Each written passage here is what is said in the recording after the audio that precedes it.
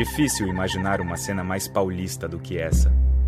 100.000 pessoas protestando embaixo de chuva na Praça da Sé. E toda vez que São Paulo se reúne nessa praça, a história do país pode mudar.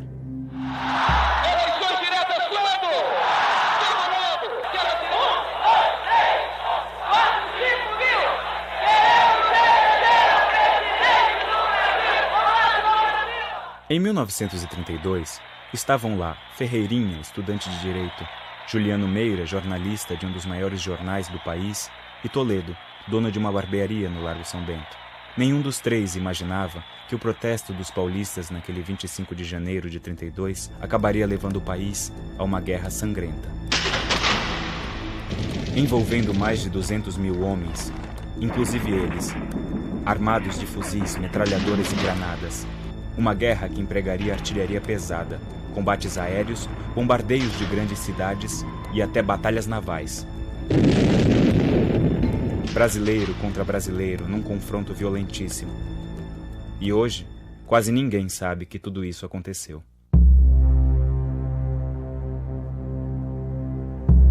A história da Guerra de 32 começa antes de Juliano, Toledo e Ferreirinha nascerem, 40 anos antes do comício da Praça da Sé, quando os militares brasileiros derrubaram o imperador e deram início à República. Por trás do golpe dos militares estavam os fazendeiros e comerciantes ligados ao café paulista. Naquele momento, São Paulo deixava de ser coadjuvante e passava a ator principal na história do Brasil.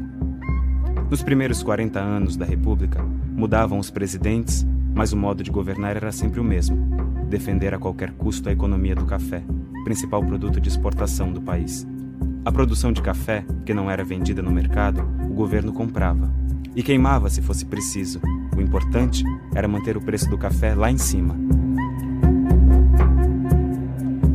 E não adiantava reclamar, porque as eleições eram fajutas.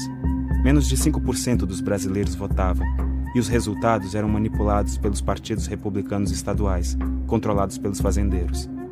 Era o auge do coronelismo e do voto de cabresto. As cidades cresciam.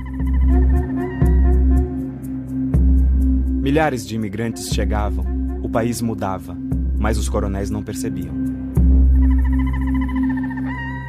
Em 1929, mesmo ano em que Toledo assumiu a barbearia do pai, Juliano começou a trabalhar no jornal e Ferreirinha entrou na faculdade de Direito, a Bolsa de Nova York quebrou. O abalo da economia internacional causou forte crise no mercado do café.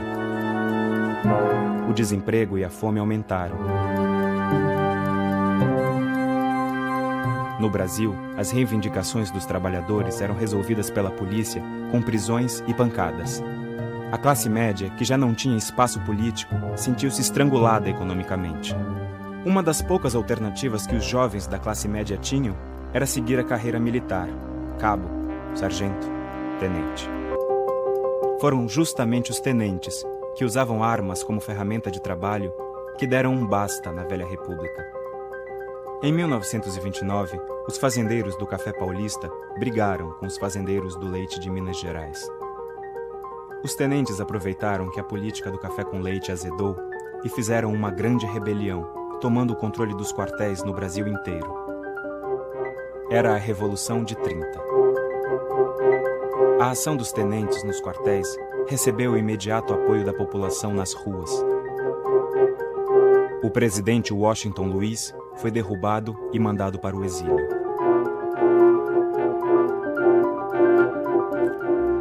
A República Velha morria, de morte matada, aos 41 anos de idade.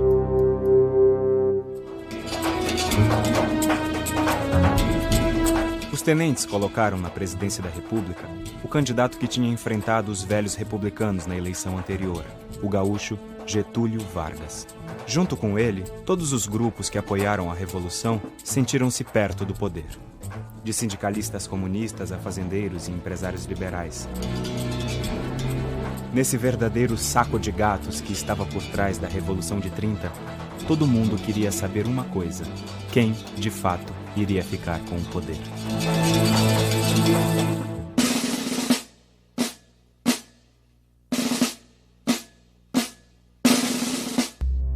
Em São Paulo, jovens liberais do Partido Democrático apoiaram a Revolução de 30. Por isso, esperavam que Getúlio nomeasse para o governo do estado Francisco Morato, homem do Partido Democrático.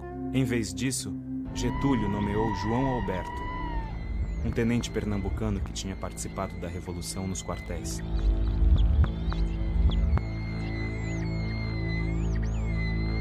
A decisão irritou os liberais paulistas.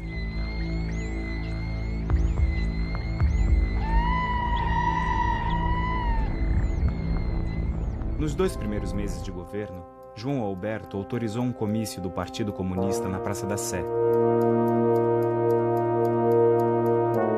Decretou um aumento salarial de 5% e jornada de trabalho de 40 horas para os trabalhadores das fábricas. E ainda distribuiu para os tenentes revolucionários terras de fazendeiros endividados com o Banco do Estado. Os liberais do Partido Democrático desejavam que a Revolução de 30 desse uma leve modernizada no país, sem mudanças radicais que ameaçassem os seus privilégios. Mas depois do primeiro mês de João Alberto no governo de São Paulo, os liberais paulistas começaram a desconfiar que os tenentes pudessem estar ligados aos comunistas, buscando mudanças profundas.